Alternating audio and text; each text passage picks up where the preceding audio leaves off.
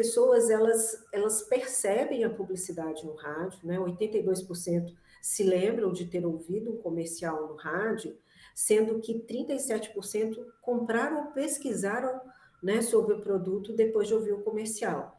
Isso é conversão, né? Hoje fala-se muito em conversão, né? Então o rádio tem esse poder da conversão, né? De fazer com que as pessoas não só prestem atenção no comercial, mas como tomem a decisão, né, de pesquisar ou comprar, né, aquele produto depois de ter ouvido o comercial na rádio. A Herpcast. Olá, seja muito bem-vindo, seja muito bem-vinda. Aqui é a Juliana Sartori. Este é o episódio número 27 do Herpcast. Já está na sua segunda temporada, agora em áudio e vídeo. E você pode acompanhar o nosso programa pelo YouTube e também pela sua plataforma preferida de podcast. Mesmo depois de 100 anos de sua primeira transmissão no Brasil, o rádio é ainda o meio de comunicação que está entre os mais populares do país e se destaca principalmente pela sua credibilidade.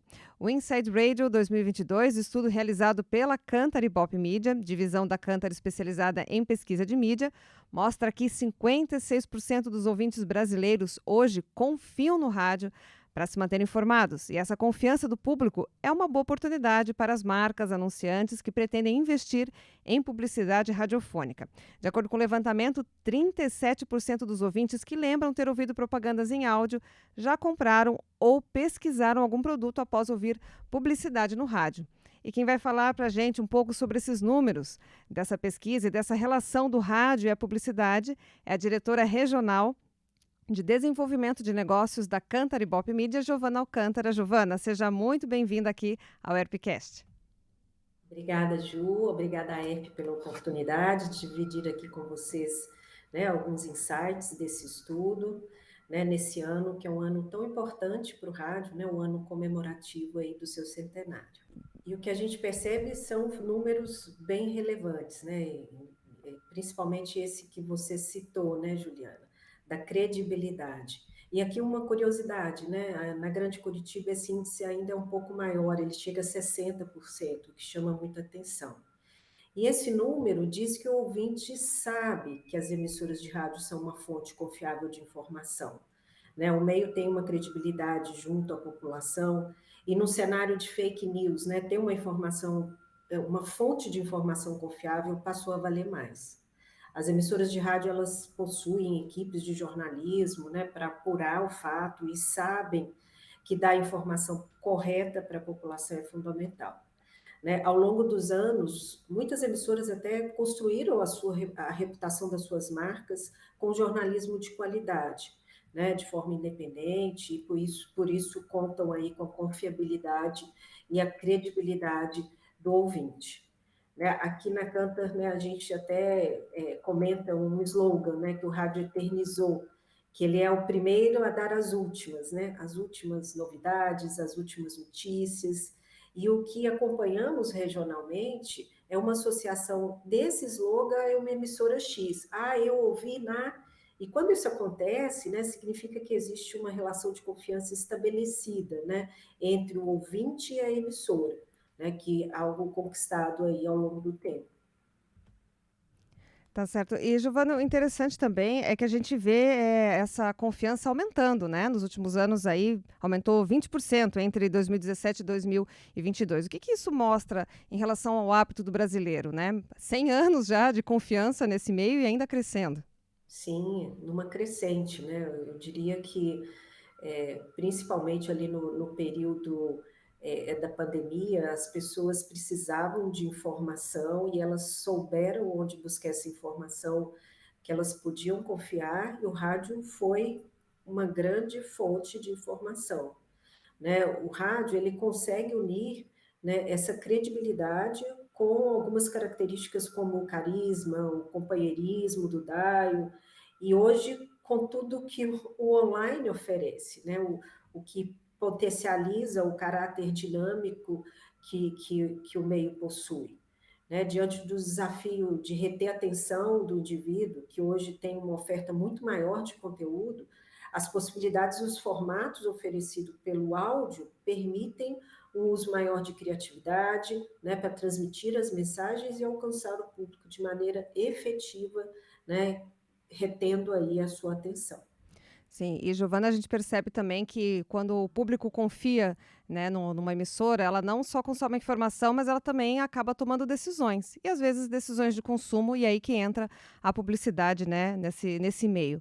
Então a gente percebe que é uma boa oportunidade para quem está querendo investir suas marcas, né, fazer anúncios no rádio, nesse momento que a gente está vivendo hoje, né? A credibilidade do rádio, ela pode ser uma grande aliada das marcas, né, inclusive nesse contexto, né, para atingir de maneira efetiva o seu público-alvo.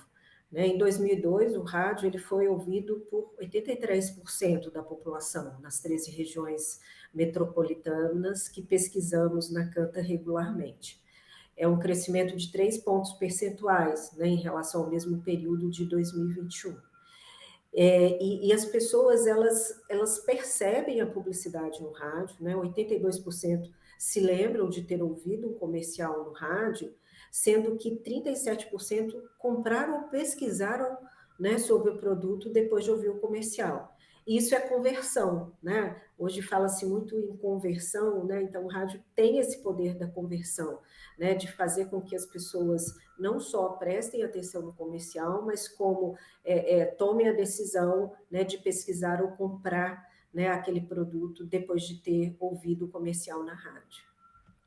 Sim, e Giovana, é interessante a gente perceber que, claro, né, o rádio está esperando esses anunciantes, né, depende deles para a sua sobrevivência, mas será que o meio publicitário está interessado, está sabendo, está percebendo que essas oportunidades podem surgir e podem vir novos formatos aí com essas mudanças também no meio? Sim, sem dúvida, né? Eu costumo dizer que há muito tempo o rádio ele deixou de ser só o dial, né? Ele Sim. virou uma plataforma de negócio. Tem oferta de mídia programática, além disso, né? Outros formatos como o podcast, né? Você tem a oportunidade de dar uma notícia, né, em 1 minuto e depois tratar este tema em profundidade num podcast de 10 minutos.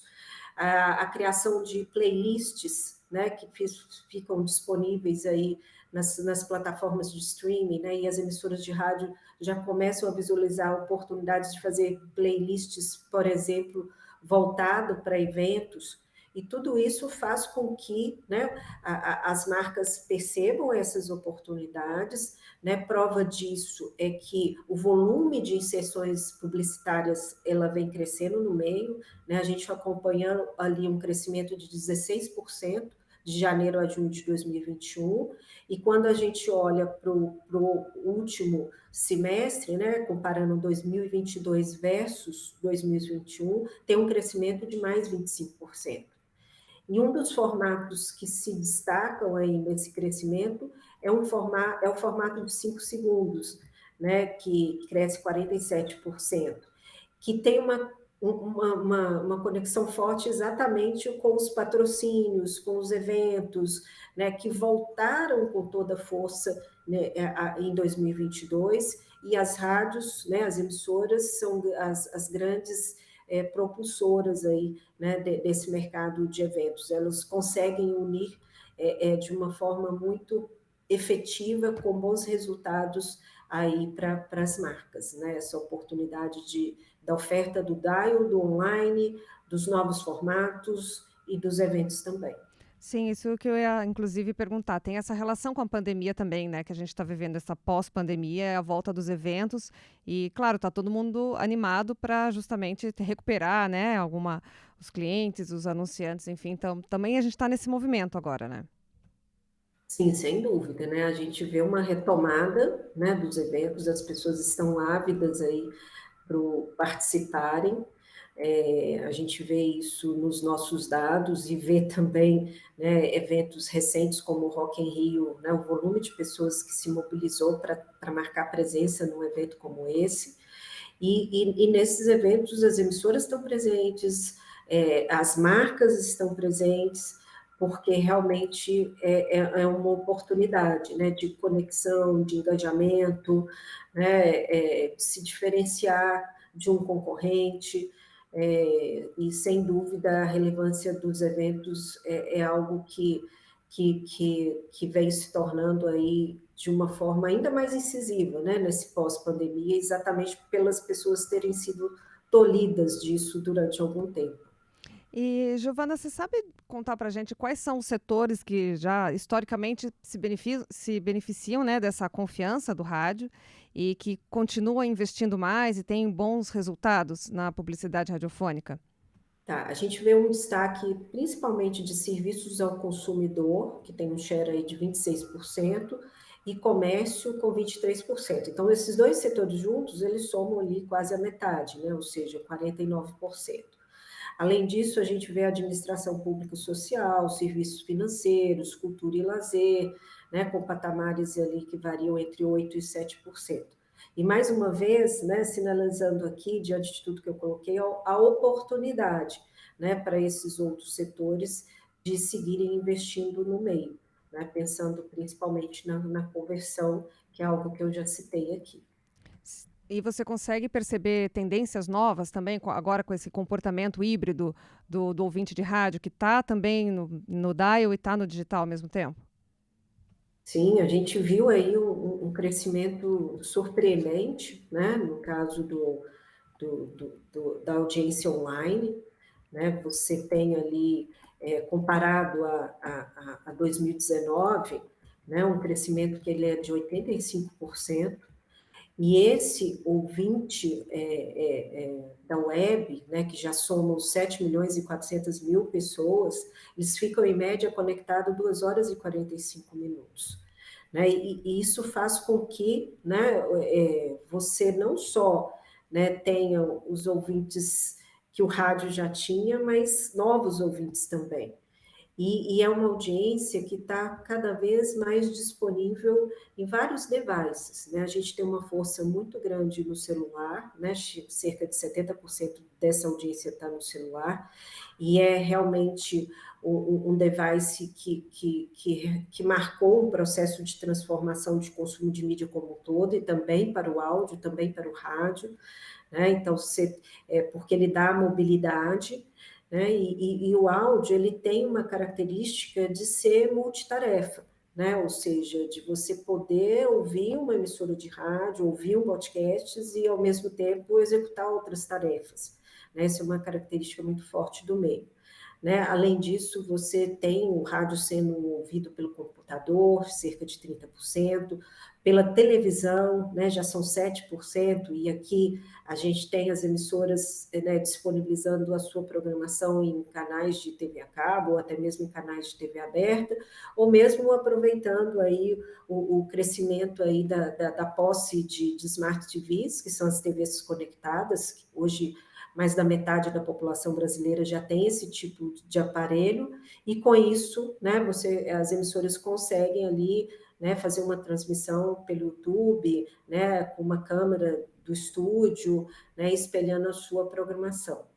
E também nesse processo de transformação, a gente vê, né, os smart speakers, que já são 6%, né, como Alexa, e que tem aí, né, uma possibilidade de crescimento incrível no Brasil, se a gente compara com outros países do mundo.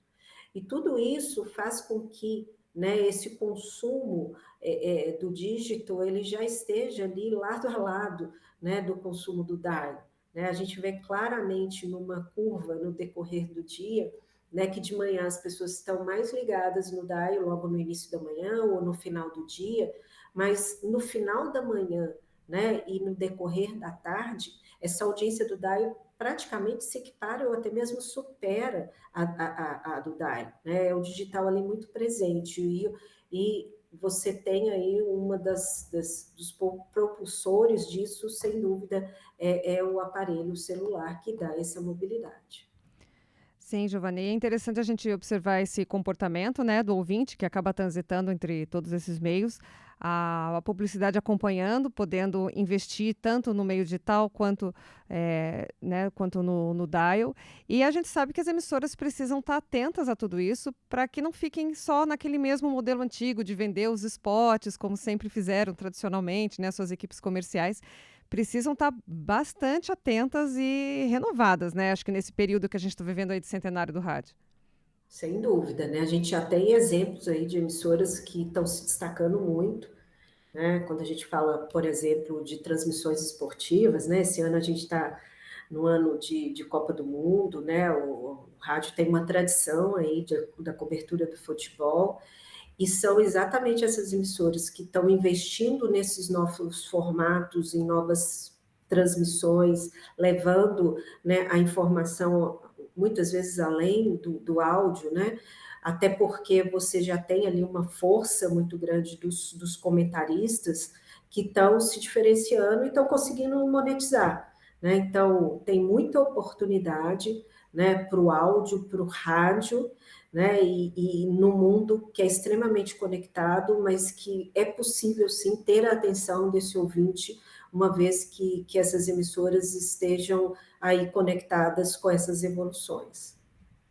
Giovana, a gente sempre brinca aqui, conversando com o pessoal que está comemorando esses 100 anos do rádio aqui com a gente no Airpcast, a gente pergunta, tá, vivemos 100 anos, o que você acha que vem nos próximos 100 anos? Rádio continua sobrevivendo da mesma maneira? O que na tua imagem aí pode mudar, você como pesquisadora e que acaba vendo um pouco de tendência até melhor do que a gente que está por aqui?